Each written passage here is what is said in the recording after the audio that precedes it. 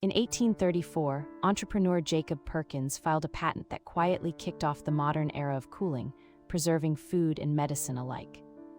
His ambitious experiments in evaporative cooling and sealed systems revealed a world where perishables stayed fresh far longer, transforming kitchens, markets, and hospitals. Though not a household name, Perkins' work laid the groundwork for safe transport of perishable goods across oceans and seasons. His ideas sparked an era of refrigeration that helped feed growing cities and fight waste in ways history often overlooks.